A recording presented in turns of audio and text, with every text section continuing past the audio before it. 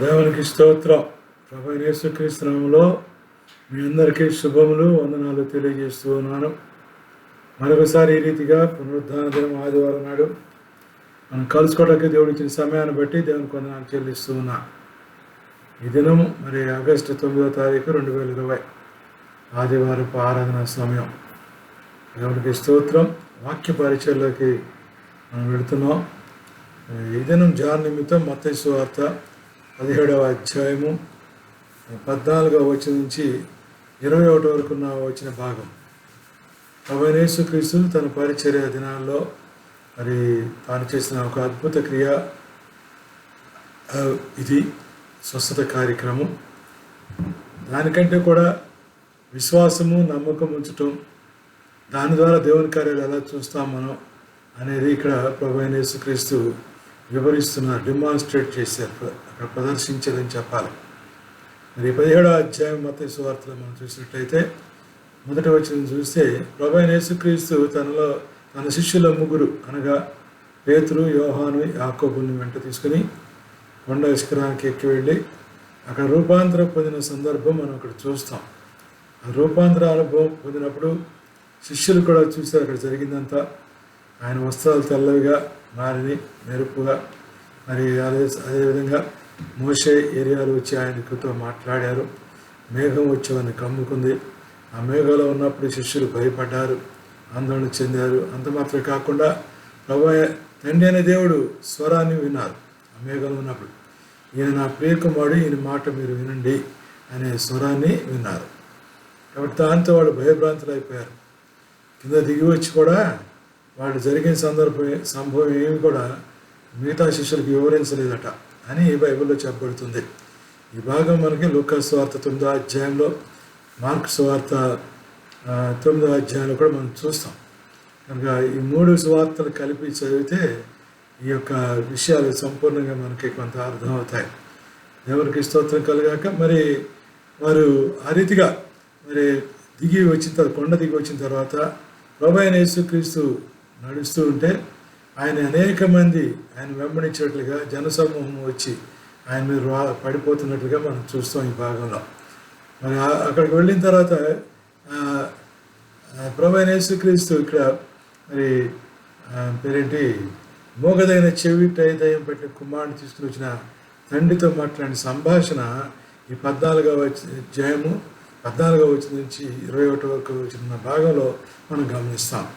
అది అక్కడ ఆ సందర్భం ఏమిటంటే ఈ బ్యాక్గ్రౌండ్లో ఆయన వెళుతూ ఉంటే బజార్లో మరి మనుషులందరూ వచ్చి ఆయన మీద పడుతూ ఉంటే ఈ మూగదైన చెవిటి దగ్గర పెట్టి కుమారుడు చూసిన ఒక తండ్రి వచ్చాడు. ఆయన శిష్యుల దగ్గరికి ముందు వచ్చాడు. శిష్యులు ఆ కుమారుడు పక్షంగా ప్రార్థిస్తే ఆ ప్రార్థనకి జవాబు రాలే.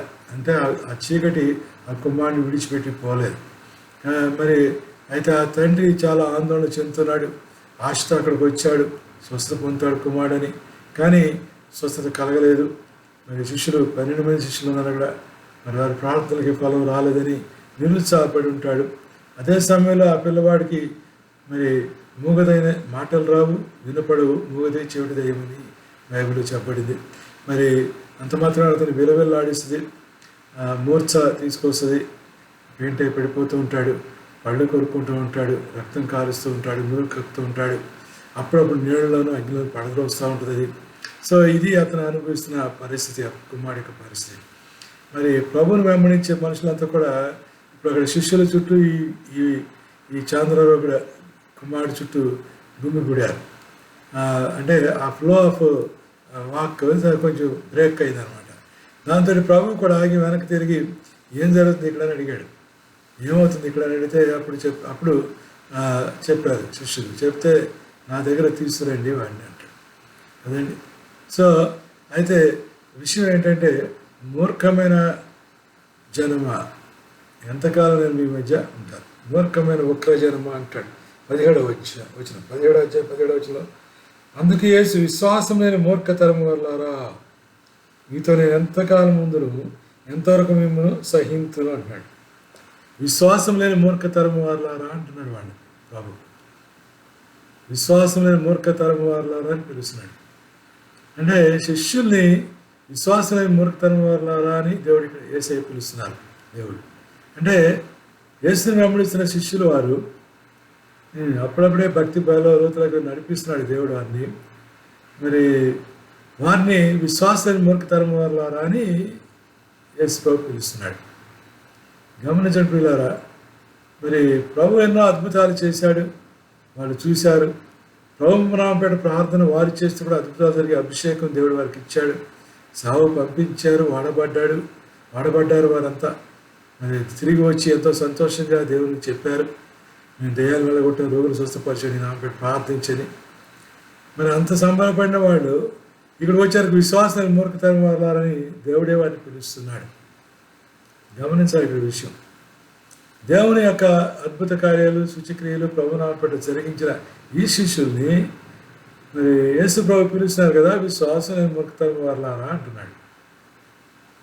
గమనించాలి, చాలా బాధ వేస్తుంది కదా ఆ మాట కదండి. ఆయన శిష్యుల్ని అట్లా పిలిచింది.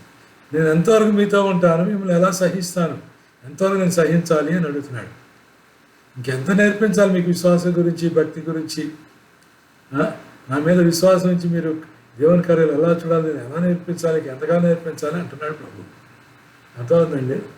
చాలామంది చెప్తా ఉంటాం, నేను 2 సంవత్సరాలు నేను రక్షణ పొంది, నేను ఎంత సీనియర్ని, రక్షణ అనుభవంలో, లేకుంటే మా తాతల దగ్గర నుంచి మేము క్రిస్టియన్స్, మా తాతగారే పాస్టర్ గారు అని చెప్పేవారు కూడా ఉంటారు. చెప్పుకోవడం తప్పు కాదు, అది దాంట్లో తప్పేం లేదు. కానీ నువ్వు ప్రారంభం చేసే కార్యాలు జరుగుతున్నాయా యేసునామములో కదా, జరగకపోతే మరి అక్కడ ఏదో తేడా ఉంది. అంటే విశ్వాసంలో తేడా ఉంది, నమ్మకంలో తేడా ఉంది. అందుకనే మనం గమనించాలి అక్కడ విషయం. ఎందుకంటే ఇక్కడ విశ్వాసమైన మూర్ఖతరం వారులారా అంటున్నాడు. అంటే ఈ తరంలో జీవిస్తాం మనం, ఈ మూర్ఖులైన ఒక్క జనం మధ్య మీరు జీవగ్రంథం పట్టుకుని జ్యోతుల వల్లే ప్రకాశిస్తున్నారు అని ఫిలిప్పీ పత్రికలో మనం చూస్తాం కదా. కాబట్టి ఈ వక్ర జనాంగం మధ్య, మూర్ఖ ప్రజల మధ్య, మూర్ఖమైన ఈ లోకంలో మనం జీవిస్తున్నాం. మరి విశ్వాసం లేకపోతే మనం కూడా మూర్ఖులమైన ఇక్కడ ప్రభు పిలుస్తున్నాడు అన్నమాట. విశ్వాసం నువ్వు కనపరచకపోతే క్రియలు లేని విశ్వాసం మృతం. క్రియతో కూడిన విశ్వాసం మనలో లేకుంటే మరి ఈ పిలుపు లేని వారందరికీ కూడా అదే పిలుపు ఏమో అనిపిస్తుంది నాకు కదండి. ఒక్కసారి ఆత్మపరిశోధన చేసుకుంటే భయం వేస్తుంది కూడా కదా, ఆలోచన చేయాలి మనందరూ కూడా ఈ విషయం. కనుక శిష్యులు పిలిచిన విశ్వాసం మూర్ఖతనం వల్ల నేను ఎంత మట్టుకు మీతో ఉంటాను అంటున్నాడు. ఎంతకాలం నేను మీతో ఉంటాను అంటాడు. మీతో ఉండి నేను చేస్తూ ఉంటే మీరు చూస్తూ ఉంటారా, మీ అంతటి మీరు విశ్వాసం ప్రదర్శించి మీరు చేయరా అన్నట్లుగా ఉంది ఆ ప్రశ్న. నేను ఎంతవరకు మీతో ఉంటాను అంటున్నాడు కదండి. నిజమే, ప్రభువైన యేసుక్రీస్తు ఎక్కువ కాలం ఉన్నాడు కదా, లేడు కదా, చనిపోయాడు, మరణించాడు, తిరిగి లేచాడు, మన తండ్రి వద్దకు వెళ్ళిపోయాడు. మరలా వస్తా అని చెప్పేది నీకు రాలేదు. ఇప్పుడైతే మన మధ్య లేరు ఆయన. శిష్యులతో ఆయన చెప్తున్న మాట అదే. అయితే శిష్యుల కాలానికి మన కాలానికి ఈ తరానికి ఒక వ్యత్యాసం గమనించదగింది ఏంటంటే, శిష్యుల కాలంలో ప్రభువైన యేసుక్రీస్తు ఇంకా చనిపోలేదు. ఆయన చెప్పిన ఈ మాటలు చెప్పిన సందర్భానికి ప్రజలందరూ పాపం నిమిత్తం ఆయన ప్రాణం పెట్టలేదు, ఇంకా చనిపోలేదు. ఆ మరణాన్ని చేసి తిరిగి లేవలేదు. తండ్రి అది కారణం వెళ్ళిన తర్వాత ఆయన వాగ్దానం చేసినట్టుగా పరిశుధాత్మ ఆదరణకర్త అయిన పరిశుధాత్మ దేవుడిని ఇంకా పంపలేదు వాళ్ళు ఆ మాటలు చెప్పిన సందర్భానికి. తర్వాత పంపించాడు, తర్వాత బలం పొందుకున్నారు, వీరు గొప్ప కార్యాలు చేశారు. వాళ్ళ మాట చెప్తే స్వస్థ జరిగాయి, మేలు జరిగాయి, నీడబడితే స్వస్థ పొందారు. వారు వస్త్రం చెంగు ముట్టుకుంటే, యేసుప్రభు వస్త్రం చెంగు ముట్టుకుంటే 12 సంవత్సరాల నుంచి రక్తస్రావాల స్త్రీ స్వస్థపడినట్టుగా స్వస్థపడ్డారు అనేక మంది. ఇవన్నీ జరిగాయి. మరి ఇవన్నీ జరిగాయి కానీ అప్పుడు వీళ్ళ విశ్వాసం ఉన్నప్పుడు ఈ యొక్క వెసులుబాటు లేదు. ఏ వెసులుబాటు? పునరుద్ధాన శక్తి బలము వారికి ఇంకా అందలేదు. పరిశుధాత్మక శక్తి బలము ఇంకా వారికి అందలేదు అప్పటికి. ఇప్పుడైతే మనం అవన్నీ కలిగి ఉన్నాం. యేసుప్రభు మరణించాడు, తిరిగి లేచాడు, ఆ పునరుద్ధాన శక్తిని బలాన్ని మనం పొందుకుని ఉన్నాం. రెండోది ఆదరణకర్త పరిశుధాత్మ దేవుడిని ఇప్పుడు పెంతెకోస్తు దినాన ఆయన 650 రోజు 610 రోజులు ఆయన పంపించాడు. వచ్చారు, బలం పొందుకున్నారు, ఆ శక్తిని బలం చేస్తున్నారు. ఆ పరిశుధాత్మ బలంతోనే నేటికి సంఘాలు కట్టబడుతున్నాయి. మనంతా రక్షణ పొందాం, విశ్వాసంలో కొనసాగుతూ ఉన్నాం, ఆయన పరిచయలో జీవిస్తున్నాం, వాడబడుతున్నాం అంటే కారణం అదే కదండి. కానీ ఈ పరిశుద్ధాత్మ సహాయం అప్పుడు లేదు వాళ్ళకి. కనుక నేను ఎంతవరకు మీతో ఉంటాను అంటున్నాడు. అందుకే ప్రభు మీరు ఎప్పుడు నా విశ్వాసంలో బలంగా ఉంటారని ఇలా చెప్తున్నాడు ప్రభు. రెండో మాట ఏమంటాడు అక్కడ, నేను ఎంతవరకు మిమ్మల్ని సహించాలి, ఎంతవరకు నేను సహించాలి ఇట్లా ఇంత అవిశ్వాసంతో అల్ప విశ్వాసంతో క్షణక్షణం సందేహిస్తూ నన్ను విడిచిపెట్టి లోకంలోకి వెళ్ళిపోయి లోకంతో పరిగెడుతూ నీ అవసరాల నిమిత్తం నీ అక్కలు తీర్చిపెట్టడానికి నీ వ్యాధి పోవటానికి ఎక్కడెక్కడికో పరుగులు తీస్తున్నాం కదా మనం, ఏవేటో అవన్నీ చేస్తున్నావు కదా, అవి అవి ఉపయోగం ఏంటి అంటున్నాడు ఇక్కడ. నేను ఎంతకాలం సాధించాలి, విశ్వాసం ఎప్పుడు చూపిస్తావు నా పట్ల అంటున్నాడు. అర్థమవుతుందండి. దేవునికి స్తోత్రం. విశ్వాసాన్ని ప్రదర్శించిన వారిగా మనం ఉన్నాం. మన విశ్వాసాన్ని మనం డెమాన్స్ట్రేట్ చేయాలి before others and in front of God. First of all దేవుని ఎదుట మనం విశ్వాసాన్ని మనం ప్రకటించి విశ్వాసం ద్వారా మన కార్యాలు పొందుకోవాలి. అప్పుడు ఇతరులు ప్రదర్శించినట్లే అవుతుంది. ఎప్పుడైతే కార్యం జరుగుద్దో నీ విశ్వాసం ద్వారా నీ ప్రార్థన ద్వారా అప్పుడు దేవుడు మహిమపరచబడతాడు. ఇతరుల పట్ల కూడా మనం ప్రకటించినట్లే అవుతుంది. 91వ కీర్తన 2వ వచనంలో ఒక మాట ఉంటుంది, ఆయనే నా కేడము నా దుర్గము నా దేవుడు, యెహోవాను గురించి నేను చెప్పేది అంటాడు. యెహోవాను గురించి నేను చెప్తానంటాడు. కాబట్టి యెహోవాను గురించి మనం ప్రకటించాలి. మనం దేవుని గురించి మనం ప్రకటించాలి. విశ్వాసం అంటే దేవుని గురించి సాక్ష్యం ఇవ్వాలి. మన విశ్వాసం అంటే ఆయన నీకు ఆశ్రయ దుర్గము, నీ కేడము, నీ శైలము, నువ్వు నమ్మదగిన దేవుడు, నీ ప్రభు అని అంటే నువ్వు సాక్ష్యం ఇవ్వాలి. ఆయన గురించి నువ్వు ప్రకటించాలి, ఇతరులకు తెలియజెప్పాలి. అది విశ్వాసాన్ని చూపిస్తూ అంటే, అదొక పద్ధతి విశ్వాసం చూపిస్తూ అంటే. ఇక్కడ ఇతన్ని స్వస్థపరచడానికి వాళ్ళ విశ్వాసం సరిపోలేదు. మూగదైన చెవిటిదైన బట్టి కుమారుని స్వస్థపరచడానికి వాళ్ళ విశ్వాసం సరిపోలేదు, శిష్యుల విశ్వాసం సరిపోలేదు, స్వస్థత జరగలేదు కదా. దేవునికి స్తోత్రం కలుగుగాక, దేవునికి మహిమ కలుగుగాక. విశ్వాసంతో మనం ప్రార్థన చేస్తే కార్యాలు చూస్తామండి, తప్పక చూస్తాం. నేను మధ్యకాలంలో ఒక దగ్గర సభలకు వెళ్ళాను ప్రసంగికుడిగా. అది వెళ్ళినప్పుడు అక్కడ 3వ దిన లాస్ట్ డేని ఒక చీకటి ఒక పాప మీద బయటపడింది. 18-20 ఏళ్ళ వయసు ఉంటుంది. ఆమె మీద బయటకు వచ్చింది, బాగా అల్లరి చేస్తుంది. నాకు అక్కడే పక్కన గది ఇచ్చారు చర్చ్ కాంపౌండ్లోనే వాళ్ళ ఇంట్లో. అక్కడ నేను బస చేశాను 3 రోజులు. నేను సాయంత్రం ప్రార్థన కూడా సిద్ధపడుతూ ప్రార్థన చేసుకుంటూ ఉన్నాను. నాతో పాటు వేరే సేపటి కూడా కానుడు ఇద్దరు కూడా అదే గదిలో ఉన్నాం. మరి మాకు కబురు వచ్చింది రమ్మని. సరే వెళదాం, నేనైతే రెడీ అయిపోయి డ్రెస్అప్ అయిపోయి ఉన్నాను. ఆయన కాలేదు, మీరు డ్రెస్అప్ అవ్వండి సార్ వెళదాం అన్నాను. ఆయన డ్రెస్అప్ అయ్యారు. వెళ్ళేవారు కాదు, ఇక ఈయన పక్కన పెట్టండి ప్రార్థన ప్రారంభించుకోవడం టైం అయిపోతుంది అన్నారు. సాయంత్రం సార్ అనుకున్నాను. నేను నేరుగా పాప దగ్గరికి వెళ్ళాను. ఎవరైతే ఆ యొక్క చీకటి పెట్టాను ఆ పాప దగ్గరికి వెళ్ళి ప్రార్థన చేయమని నాతో ఉన్న సేవకుని అడిగితే మీరే చేయండి పాస్టర్ గారు అన్నారు. సార్ నేను ప్రార్థన చేశాను. నేను ప్రార్థన ముగించే వరకు చీకటి విడిచిపెట్టి వెళ్ళిపోయాను. ఇక్కడ లేదు. ఈ తర్వాత నూనె ఇచ్చారు వాళ్ళు, నూనె వేసి ప్రార్థన చేశాడు. నాతోటి పాస్టర్ గారు చేయమన్నా నేను చేశారు. పాప లేచి మామూలుగా అయిపోయింది. మర్నాడు చాలా బాగుంది. నెక్స్ట్ డే కూడా అక్కడే ఉన్నాను. బాప్తిసం కూడా తీసుకుంది అమ్మాయి. నెక్స్ట్ డే సిద్ధపడింది బాప్తిసం. దేవునికి స్తోత్రం కలుగాక. కనుక విశ్వాసంతో ప్రార్థన చేస్తే దేవుని కార్యాలు చూస్తాయి. అందుకే యాకోబు పత్రికలో 5వ అధ్యాయం, విశ్వాస సహితమైన ప్రార్థన రోగిని స్వస్థపరచును, వాడు పాపం చేసిన వాడితే వాడి పాపములు క్షమించబడు. ఈ 2 మాటలు అక్కడ ఉన్నాయి. ఇక్కడ పాపాన్ని క్షమించి స్వస్థపరుస్తాడు దేవుడిని విశ్వాసంతో ప్రార్థన చేస్తే. కనుక విశ్వాసంతో ప్రార్థన చేయాలి. ఇక్కడ మీ విశ్వాసాన్ని మూర్ఖతరము వారలారా అంటున్నాడు ఇక్కడ యేసు ప్రభువు అని. విశ్వాసాన్ని మూర్ఖతరము వారలారా అంటున్నాడు. కాబట్టి ఇక్కడ యేసు ప్రభు రూపాంతర అనుభవాన్ని శిష్యుల ముగ్గురు చూపించి కిందకు వచ్చి అసలు దేవుని పరిచర్య చేయడానికి ప్రధానమైనది, విశ్వాసగా కొనసాగించడానికి అవసరమైనది ఏమిటంటే ఫెయిత్, విశ్వాసము అనేది ఇక్కడ బోధిస్తున్నాడు ప్రభు.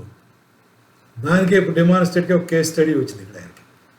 దేవుడు సమస్తం తెలిసినవాడు కదా. ఆ మూగదైన చెవిటి కుమారుడి ఇక్కడ నడిపించాడు అనమాట దేవుడు తన కృపలో. దేవుని స్తోత్రం కనుక దేవునికి మహిమ కలుగాక. కనుక ఇక్కడ చూపిస్తాడు, శిష్యులకి ఇక్కడ నేర్పిస్తాడు what is faith, how you should exercise your faith కదండి. ఫెయిత్ ఉండటమే కాదు, విశ్వాసం అనేది ప్రభు దగ్గర నుంచి వస్తుందని, విశ్వాసం అనేది మరి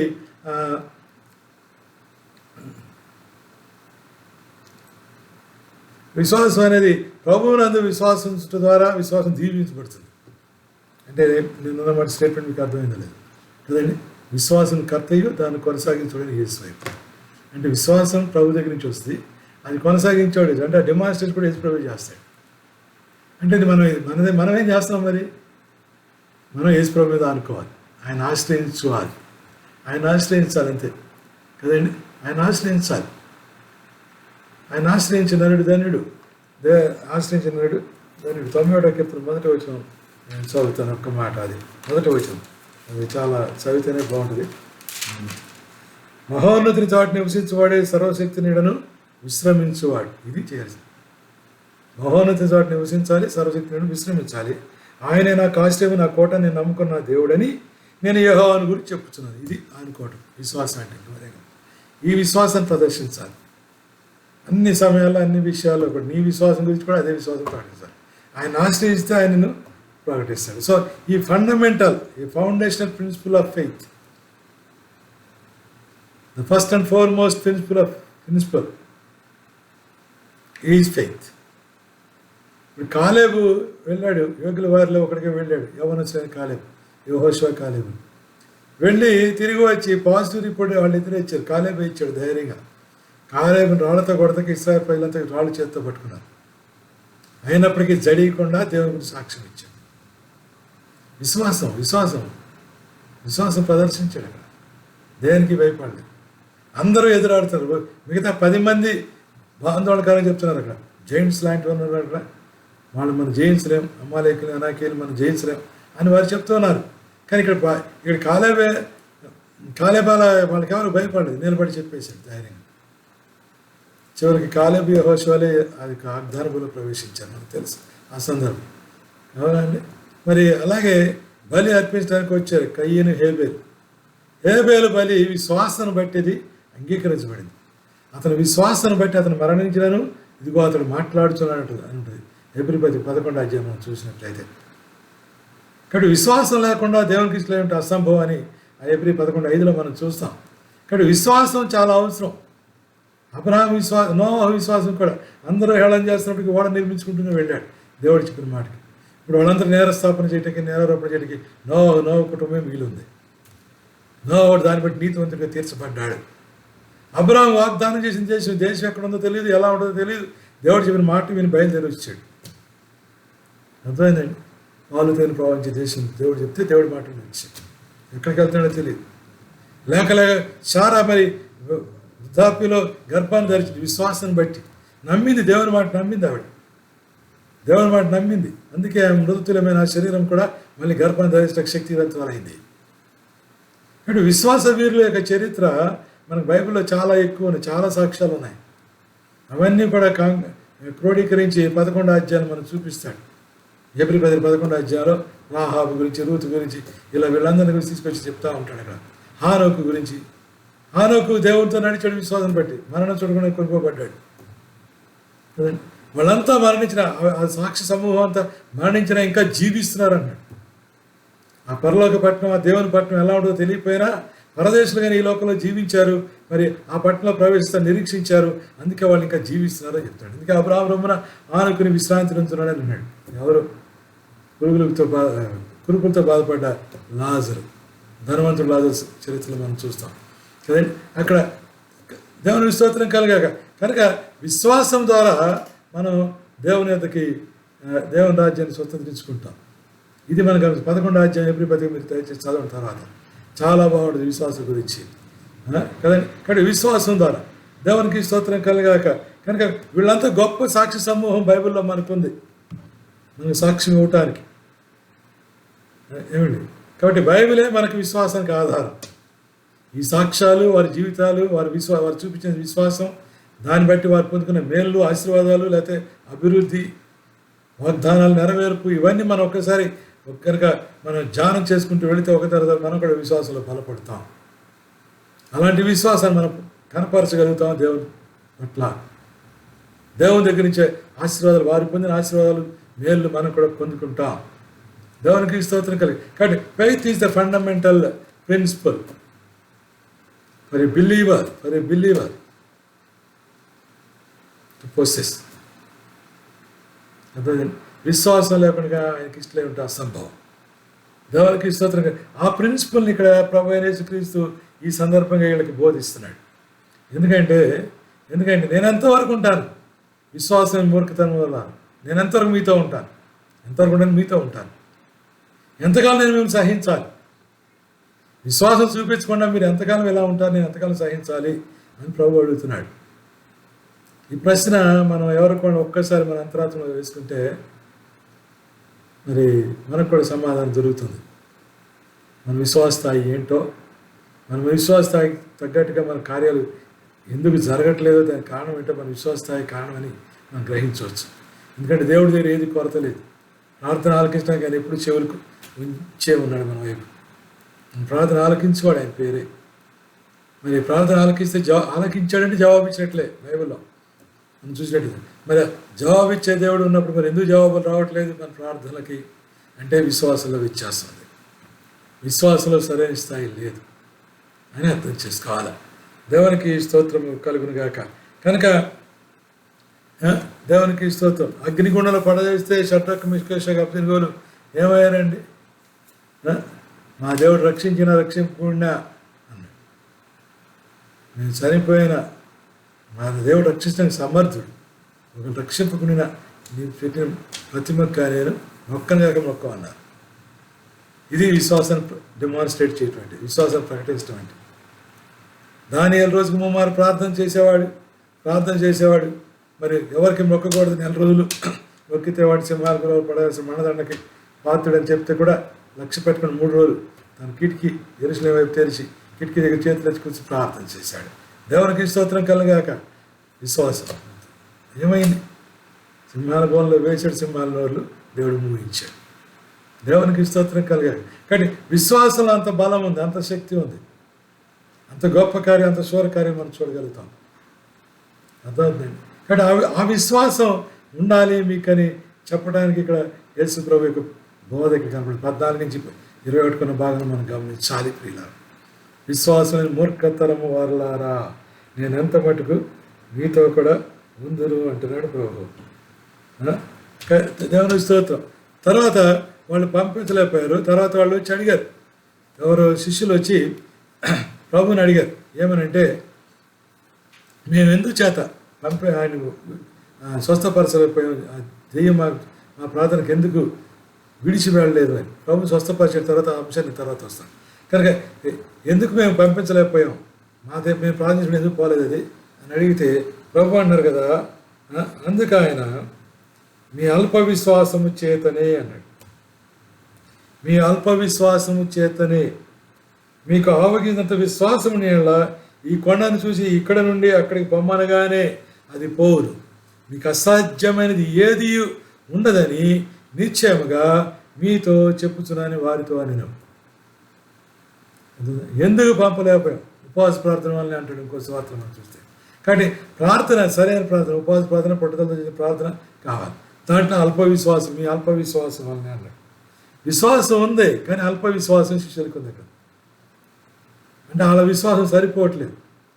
అర్థమైందండి. ప్రార్థన చేస్తున్నాం స్వస్థకాలు, ఇది ఎక్కడ అవుతులే అనుకుంటున్నాం. ప్రార్థన చేస్తున్నాం, ఈ చీకటి ఎక్కడ పోదులే, అమ్మ మనం చేసి ఎక్కడ పోదు, మన పట్టుకుంటుందేమో అనుకుంటున్నాం. అర్థమవుతుందండి. దేవునికి స్తోత్రం. కానీ విశ్వాసం మీ అల్ప విశ్వాసమే అంటాడు.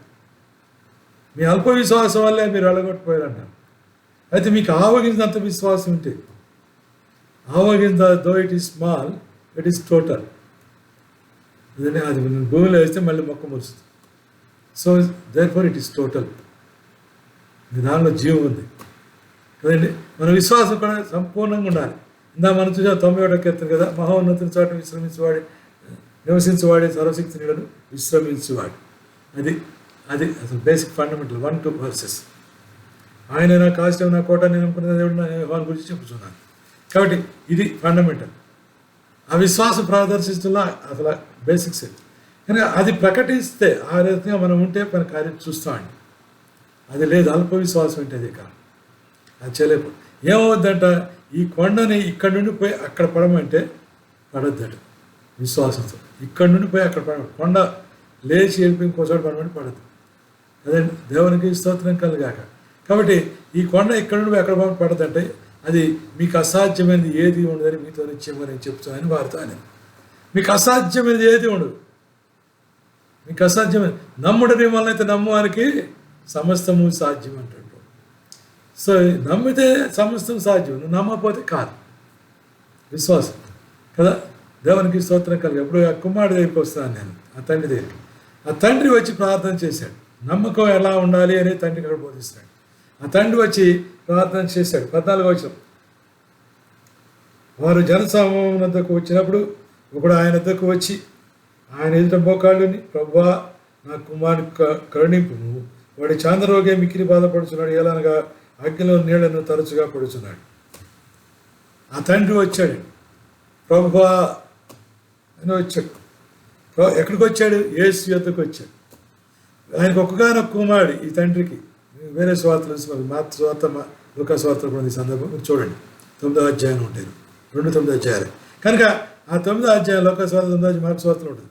అక్కడ నాకు ఒక్కనే కుమారుడు అని చెప్తాడు లూకా స్వార్థలు అనమాట. ఒక్కడే కుమారుడు. ఆ ఒక్కడే కుమారుడైన ఈ తండ్రి ఎవరికి వచ్చాడండి? పరమ తండ్రి అయిన దేవుని ఏకైక కుమారుడు దగ్గరికి వచ్చాడు. పరమదేవుడైన యేసయ్య దగ్గరికి వచ్చాడు. హల్లెలూయా కదండి. అంటే దేవుడు ఒక్కడే, ఆయనే ప్రభు అయిన క్రీస్తు. కానీ ఆయన వద్దకు వచ్చాడు. ఈయన ఇంకెక్కడికి రాలేదు. ఇంకెవరు ఇంతకుముందు శిష్యుల దగ్గరికి వెళ్ళాడు. అంటే వాళ్ళ మధ్యలో ఎవరు అటకాయించి శిష్యులతో ప్రార్థించారో మనకు తెలియదు. యేసు ప్రభు కోసం వచ్చాడు, బయలుదేరి రావటం కదండి. ఎవరు ఆటంకపరిచి ఉండొచ్చు. కాబట్టి దేవుని దగ్గర రానికుండా మనం ఆటంకపరచడం కాదు. నా దగ్గర రాని ప్రార్థన చేస్తే పోతే కాదు, నువ్వు దేవుని ప్రార్థన చేయాలని కదండి. మా సహవాసులు మేము బోధించేది అదే. నీ గురించి నేను ప్రార్థన చేయడం కాదు బాబు, నువ్వు ప్రార్థన చేసుకుంటే దేవుడి కార్యాలు చూస్తావు. ఆ ప్రార్థన నేను నేర్పిస్తా, ఆ ప్రార్థన నేను నడిపిస్తా, ప్రయాసపడతా అని నేను చెప్తూ ఉంటాను. మా సహవాసం కూడా అదే చెప్తూ ఉంటాను, దైవస్వరూపి సహవాసం. గమనించండి. కనుక అది నేర్పిస్తాం. నేను చేస్తే పోద్దని చెప్పు. ఇక్కడ ప్రభు అందుకే యేసయ్య దగ్గరికి వచ్చాడు. ఇతను చివరికి ఆయన నా దగ్గర తీసుకురండి అంటే యేసయ్య దగ్గర తీసుకొచ్చి యేసయ్య దగ్గరికి వచ్చాడు. యేసు యొద్దకు వచ్చి ఏం చేశాడు? మొట్టమొదటిగా యేసు యొద్దకు వచ్చి ఆయన ఎదుట మోకాళ్ళుని. సో ఆయన ఎదుట మోకాళ్ళునేరట, మోకాళ్ళునేడట. నీ దేవుడైన యెహోవాకే నువ్వు మొక్కవని. మీరు ఎవరికి మొక్కకూడదు కదా. బాబాయ్ నేసు సాతాను అంటాడు కదా మత్తయి సువార్త 4వ అధ్యాయంలో. కనుక శోధించబడ్డాం. కనుక దేవునికే మొక్కాలి. మనం ఎవరెవరికో మొక్కుతున్నాం, ఏటేటి మొక్కుతున్నారు కాదు. మొక్కాల్సిన దేవుడు ఒక్కడే, యేసయ్య, బాబాయ్ యేసుకయ్య, తండ్రి అని దేవుడు మోకాళ్ళు. ఆయన ఎదుట మోకాళ్ళుని. 2వ అంశం. 3వ అంశం, ప్రభువా, ప్రభువా అన్నాడు. అవును, యేసుక్రీస్తు ప్రభువే కదండి. యేసుక్రీస్తు ప్రభువే. ప్రభు అంటాడు, శిష్యులు కాళ్ళు కడిగిన సందర్భంలో అంటాడు, ప్రభు నువ్వా మా కాళ్ళు కడగటం అన్న తర్వాత ఆయన మాట్లాడుతూ అంటారు, ఏమంటారంటే బోధకుడు ప్రభు నన్ను పిలుచడం మీరు న్యాయమే, నేను ప్రభువును కాబట్టి నేను ప్రభువును బోధకుడై ఉండి ఎలాగూ చేసిన మీరును ఒకరి ఒకరికి చేయవలసినదే అంటాడు. అంటే నేను ప్రభువునై ఉండి మీ కాళ్ళు కడిగి పాదాలు తుడిచాను కదా, నేను ప్రభువుని బోధకుడినై మీ పాదాలు కడిగి తుడిస్తే మీరు ఒకరెవరికి చేయవలసిందే అంటాడు. అర్థమవుతుందండి. సో దేవునికి స్తోత్రం కలుగాక. కనుక మనం ఏం చేయాలంటే ఆయన ప్రభువు, ఆయనకి మన ప్రభు అంటే ఆయన ఎదుట మనం మోకాళ్ళు ఉనాలి. ప్రభు అయిన యేసుక్రీస్తు తండ్రి అయిన దేవుని ఎదుట మోకాళ్ళు ఉన్నాడు. గెత్సేమనే తోటలో ప్రార్థన మనం చూస్తాం కదా, ఆయన ఏకాంత ప్రార్థన మనం చూస్తాం కదా. కొంచెం దూరం తండ్రికి ప్రార్థన చేస్తూ ఉన్నాడు మోకాళ్ళ మీద ఉండి కదా. దేవునికి స్తోత్రం కలగాక. మనం ప్రభు ఎదుట మోకాళ్ళు ఉనాలి. ఇంకెవరి దగ్గర మోకాళ్ళు ఉండటం కాదు, ఎవరి దగ్గరికి వెళ్ళి మొక్కటం కాదు. అర్థమైందండి. ఒక సేవకుడనో లేదా గొప్ప సేవకుడనో వెళ్ళి మోకాళ్ళు ఉండటం కాదు. మొక్కాల్సిన మాత్రం దేవుడికి. నాకు మొక్కడు ఏమన్నారండి పౌలు? మొక్కుతుంటే ఆయన కాళ్ళ మీద పడుతుంది, నాకు ఎదురు మొక్కాల్సి మీరు దేవుడికి అన్నారు. పేతురు కూడా అంటాడు ఒక సందర్భంలో కదండి. కాబట్టి దేవునికి స్తోత్రం. కాబట్టి ఆ స్థానాన్ని ఎవరు తీసుకోకూడదు కదండి. ఆయనకి చెందవలసిన మహిమని ఇంకెవరికి తీసుకోకూడదు, ఇవ్వకూడదు. రోషం గల దేవుడు, ఆయన జలస్ గాడ్ అంటాడు. కాబట్టి ఆయన రోషం గల దేవుడు, ఆయన సహించడు దాన్ని, ఆయన సహించడు. అందుకే విగ్రహారాధన ఆయన ద్వేషిస్తాడు. దేవుని కంటే ఎక్కువ దేన్ని ప్రేమించడానికి ద్వేషించేది అందుకే ఆయన సహించడు. కానీ గమనించడు పిల్లలు, ఆయన ఈ త్రోచతనికి ప్రభువు అన్నాడు. అంటే నా ప్రభువుగా, ఆయన ప్రభువుగా, ఆయన రక్షుడుగా అంగీకరిస్తున్నాడు అనమాట. అక్కడ ఒప్పుకున్నాడు, నోటితో ఒప్పుకున్నాడు. యేసయ్య ప్రభువుని నోటితో ఒప్పుకున్నవాడు రక్షింపబడతాడు. కాబట్టి ఇక్కడ ఒప్పుకున్నాడు ప్రభువా అని. నా కుమారుని కరుణించుము, నా కుమారుని కరుణించు. కరుణ ఎవరికి కావాలండి? కరుణ ఎవరికి కావాలంటే ఎవరికైతే పొందుకోవడానికి అర్హత లేదో వాళ్ళకి చూపించేదే కరుణ. మేలు కానీ, క్షేమం కానీ, ఉపకారం కానీ పొందుకోవడానికి అర్హత లేని వాడికి కూడా మనం చేసే ఉపకారం మేలే, కరుణతో చేసేది అది. అర్థమై ఉంటుంది మీకు కదండి. ఇక్కడ కరుణించమన్నాడు. ఇంకా అర్థం అవడానికి ఒక చిన్న ఎగ్జాంపుల్ చెప్తాను. పక్షవాయు గలవాడిని 4 మనుషులు ఆయన దగ్గర తీసుకుని వచ్చారు కదా కొందరు. తీసుకుని వస్తే ప్రభు దగ్గరికి వచ్చాడు, దింపారు. ప్రభు ముందుగా పడక దింపారు. ప్రభు అతను చూసి ఏమన్నాడు? మొట్టమొదట, నీ పాపములు క్షమించబడి ఉన్నవి అన్నాడు. కరుణించడం అంటే కదండి. ఆ పాపములు క్షమించి అతన్ని కరుణించి స్వస్థపరిచాడు ఇక్కడ దేవుడు. నీ పాపములు క్షమించబడి ఉన్నాయి అన్నాడు. ఆ తర్వాత చెప్తాడు, నువ్వు లేచి నీ పరిపెత్తుకుని వెళ్ళమంటే లేచి పరిపెత్తుకుని వెళ్ళాడు. దేవునికి స్తోత్రం. ఇందాక మనం జ్ఞాపకం యాకోబు పత్రిక 5వ అధ్యాయం అన్నమాట. విశ్వాసరహితం ప్రార్థన రోగిని స్వస్థపరుస్తుంది. వాడు పాపం చేసినవాడైతే ఏమవుతుంది? వాడు పాపం క్షమించబడితే ప్రభువు అతన్ని లేపేవాడు ప్రభు. నేను ప్రార్థన చేస్తే లేపటం కాదు, నువ్వు ప్రార్థన చేస్తే వాడికి స్వస్థపరచడం కాదు, దెయ్యం పోవటం కాదు, చేసేవాడు ప్రభు కదండి. అందుకే పౌలు గారు అంటాడు, ఆ పూల నారు పోసాడు, నేను నీళ్ళు పోసాను, ఫలింపజేసేవాడు దేవుడే. ఫలింపజేసేవాడు ఆయన కదండి. దేవునికి స్తోత్రం కనుక ఫలింపజేసేవాడు ఆయన. ఆయన చూపించాలి మనం, ఈ లోకానికి మనం చూపించాల్సింది ఆయన. అందుకే 91వ కీర్తనలు ఏమన్నాడు? 91వ కీర్తన, నేను యెహోవాను గురించి చెప్పుచున్నాను, నా గురించి కాదు చెప్తుంది, యెహోవాను గురించి చెప్పుచున్నాను. So arrow should be shown mark to Jesus. Yesu వైపు చూపించి చెప్పాలి మనం అంతా, మనకు కాదు తీసుకోవాలి. అందుకే కీర్తన కాడంటే కదా, మాకు కాదు యెహోవా, మాకు కాదు ఘనత, మహిమ, ప్రభావం మీకే చెల్లును గాక. అప్పుడప్పుడు మనం తీసుకుంటూ ఉంటాం, వెంటనే ఆ మాట చెప్పాలి, ప్రభు నన్ను క్షమించని మీకే చెల్లును గాక అని చెప్పాలి. దేవుడు క్షమిస్తాడు కరుణించి. దేవునికి స్తోత్రం కనుక నా కుమారుని కరుణింపుము అన్నాడు. సో కుమారుని ఈ తండ్రి చేసిన ప్రార్థన గతంలో చేసినాడు నా ఉద్దేశంలో. ఎందుకంటే గతంలో ప్రభు దగ్గరికి వస్తే అతనికి ఈ సమస్య ఉండేది కదా. బాల్యం నుండి ఈ కుమారుడు బాధపడుతున్నాడు కదా, బాల్యం నుండి ఈ సమస్య. గతంలో అదే ఫస్ట్ టైం రావటం. He came for the first time to God and he was led to pray in a proper manner. ఈ ప్రార్థన మనం నేర్చుకోవాలి, ఈ ప్రార్థన మనం కలిగి ఉండాలి. ప్రభు యొద్దకు రావాలి, ఆయనకే మొక్కాలి, మోకాళ్ళు ఉండాలి. ఆయన ప్రభువుగా నీకున్నాడో లేదు ఒకసారి పరీక్ష చేసుకోవాలి. అంటే ఏంటి? మళ్ళీ తప్పిపోతే ఆయన పక్క వెళ్ళిపోతాడు. కనుక ఆయన మళ్ళీ చేర్చుకోవాలి. మన పాపాలను ఒప్పుకొని మనం క్షమాపణ పొందుకొని దేవుని మళ్ళీ పొందుకోవాలి. కానీ ప్రభువాన్ని చేసుకోవాలి. అప్పుడు ఆయన కరుణ కొరకు మనం అప్పుడు కరుణ దొరుకుతుంది మనకి. అవేమి చెప్పండి, నన్ను కరుణించాయ నో ఆన్సర్స్, నో యూస్. అర్థం ఉందండి. కాబట్టి దేవుని స్తోత్రం. కాబట్టి ఈ తండ్రి అలాంటి ప్రార్థన చేస్తున్నాడు ఇక్కడ. ఆ ప్రార్థన మనం చేయవలసి బద్ధులమై ఉన్నాం. కాబట్టి అప్పుడు అంతటా 18వ వచనం చదువుతున్నాను. అంతటా వారిని నా యొద్దకు తీసుకుని చెప్పాను. అంతటా యేసు ఆ దయ్యమును గద్దింపగది వాని వదిలిపోయాను. ఆ గడి నుండి ఆ చిన్నవాడు స్వస్థత ఉందని. దయాన్ని గద్దించాడు, వాడు విలవిల్లాడించి కింద పడేసింది. మరి వాడు చనిపోయిన స్థితిలో ఉన్నట్టుగా ఉన్నాడు. ప్రభు అతను పట్టుకుని లేపాడు. అది లోకాసువార్తలో మనం చూస్తాం 9వ అధ్యాయంలో భాగం. కనుక ఇక్కడ ఆ వివరం లేదు. మత్తయి సువార్త, మార్కులో కూడా కొంత వివరణ ఉంటుంది. అందుకే మూడు సువార్తలు చదివితే బాగుంటుంది. కనుక అందుకని చిన్నవాడు స్వస్థత పొందాడు ఆ గడియ నుండి. From the very next moment he was healed. దేవునికి స్తోత్రం కలుగాక. కనుక ఈ భాగంలో మనం చేయాల్సిందంటే, నేను the pleading of the father మీకు వివరించాను. ఇంకా విషయాలు ఉన్నాయి దాంట్లో. ఇంకా ఒక విషయం అంటే ప్రార్థన చేశారు ఎవరు? శిష్యులు. కానీ ఫలితం రాలేదు వాళ్ళకి. The powerlessness of the prayer by the disciples. శిష్యులు చేసిన ప్రార్థనకి జవాబు లేని స్థితి మనం చూస్తున్నాం. 16వ వచనం వారిని స్వస్థపరచలేకపోయి, శిష్యుల యొద్దకు వారిని తీసుకొని వచ్చారు కానీ వారిని స్వస్థపరచలేకపోయి అక్కడ కనపడుతుంది. కాబట్టి 17-18 చూస్తే అసలు మీకు పర్వర్షన్ ఆఫ్ ఫెయిత్ఫుల్నెస్ అంటే అల్ప విశ్వాసం, అటు ఇటు విశ్వాసం ఉండి లేనట్టుగా. కొంత సమయంలో విశ్వాసం, కొంత సమయం అవిశ్వాసంలో. మనం చాలా సందర్భాల్లో ఆ పరిస్థితులకు వెళుతూ ఉంటాం. మరి భయంకరమైన పరిస్థితులు ఏర్పడినప్పుడు, కష్టకాలం వచ్చినప్పుడు, శ్రమల దినాలుగా దాటి వెళుతున్నప్పుడు, లేకుంటే కుదరని రోగం వచ్చినప్పుడు మనం చాలా బాధపడుతూ ఉంటాం. చాలా విశ్వాసం చూపించలేని స్థితిలోకి దిగిపోతూ ఉంటాం. అలా ఉంది వాళ్ళ విశ్వాసం. అమ్మోదైన చెవుడు విలువలు ఆడిస్తేనే చూసి భయపడిపోయారు. మరి ఏమో ఎప్పుడు అలాంటి కేసు చూసి ఉంటారు వాళ్ళకి. ఫస్ట్ టైం ఏమో వాళ్ళకి ఆ కేసు రావటం ఒకళ్ళ శిష్యులకి కదండి. దేవుని విశ్వాసం మరి తెలియదు. అందుకని వాళ్ళు పర్ప్లెక్స్డ్గా ఉన్నారు, పరవర్షంలో ఉన్నారు, ఏం చేయాలో అర్థం కాక అయోమయంలో ఉన్నారు. అదే 17-18 వచ్చి మనకు బోధిస్తూ ఉంది. కాబట్టి విశ్వాసం యొక్క ఫెయిత్ యొక్క కార్యం ఇక్కడ 19-21 వచ్చాలో చూస్తున్నాం. అల్ప విశ్వాసం లేకుంటే ఉపవాస ప్రార్థన ద్వారా సాధ్యమవుతుంది.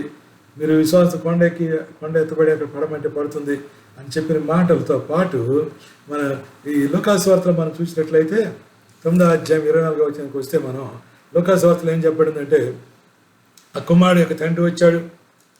మరి వచ్చినప్పుడు యేసు ప్రభువుని నమ్మిక మాత్రం ఉంచమన్నాడు.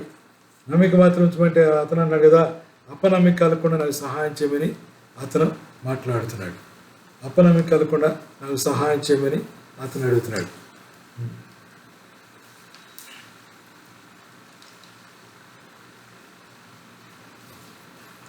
అపనమ్మిక కలగకుండా సహాయం చేయమంటే క్షమించండి, మార్క్స్ వార్త చూద్దాం. మార్క్స్ వార్త 9వ అధ్యాయం.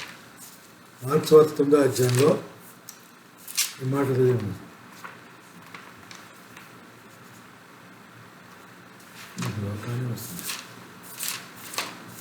మార్క్స్ వార్త 9వ అధ్యాయం 24వ వచనం అనుకుంటా. 24. వెంటనే ఆ చిన్నవాని తండ్రి నమ్ముచున్నాను, నాకు అపనమ్మిక సహాయం చేయమని బిగ్గరగా చెప్పాడు. నువ్వు నమ్మిక మాత్రం వచ్చాను ప్రభు చెప్తావు అన్నాడు.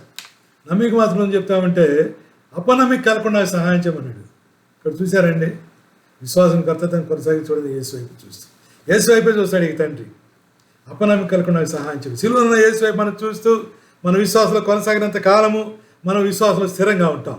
అదే పౌలు గారు చెప్తున్నాడు, నా పని దగ్గర కడముట్టింది, సిలువలో యేసు వైపు చూస్తూ నా పరుగు కడముట్టించింది అంటాడు.